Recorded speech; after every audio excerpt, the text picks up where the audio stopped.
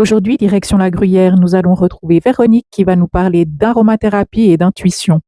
Bienvenue chez Au cœur de l'essence by Véro. Moi, c'est Véronique. Je fais de l'aromathérapie maintenant depuis un peu plus d'une quinzaine d'années. J'ai commencé par faire ce que j'appelle de la bobologie. Donc, je faisais des mélanges pour le rhume, le mal de dos.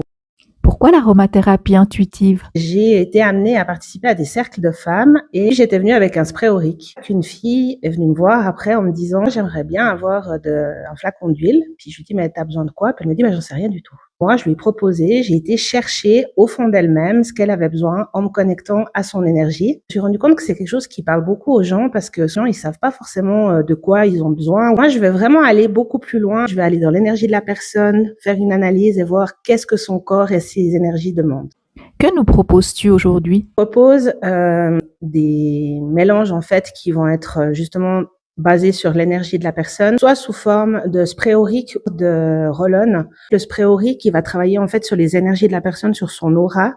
Et puis, il y a certaines personnes qui auront un besoin d'avoir un petit doudou un peu plus physique qu'elles vont pouvoir justement mettre sur leur corps. Donc, on partira plus sur un roll-on. À côté de ça, maintenant, j'ai commencé à organiser aussi des ateliers. Je reçois des gens et puis on va aller chercher énergétiquement de quoi ils ont besoin pour qu'ils puissent créer leur propre mélange. Quelle place prend l'intuition dans tes mélanges? Elle a un rôle clé dans tout ce que je fais. L'objectif, c'est de pouvoir proposer à la personne un voyage. L'huile, elle va avoir un effet en fait sur l'olfaction et elle va aller chercher au centre du cerveau la zone où on a nos émotions. Ça peut réveiller des mémoires, réveiller des choses positives, mais aussi peut-être des fois des choses négatives. Une huile, si elle nous rebute, c'est peut-être qu'il y a quelque chose justement au fond de nous qui bloque et puis qu'on aimerait ou pas. Essayer d'aller travailler gentiment. L'intuition, justement, c'est d'aller chercher ce que l'histoire de la personne raconte, ce que son corps raconte, ce que son énergie raconte.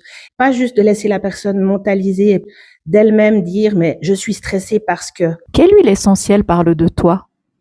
J'ai choisi aujourd'hui en fait une huile qui assez régulièrement, qui est le petit grain bigaradier. Ce que j'aime avec cette huile, bon déjà j'aime beaucoup son odeur, c'est que avec la plante, on va pouvoir utiliser les feuilles pour faire le néroli, le fruit pour faire l'huile essentielle d'orange. Le petit grain, en fait, c'est les branches. J'aime bien cette image parce qu'en fait, les branches, c'est les branches qui soutiennent, mais qu'on ne voit pas au premier regard. C'est vraiment quelque chose qui est important pour moi, c'est de soutenir les gens sans avoir justement une présence trop grande dans leur histoire. Elle va beaucoup travailler sur le mental.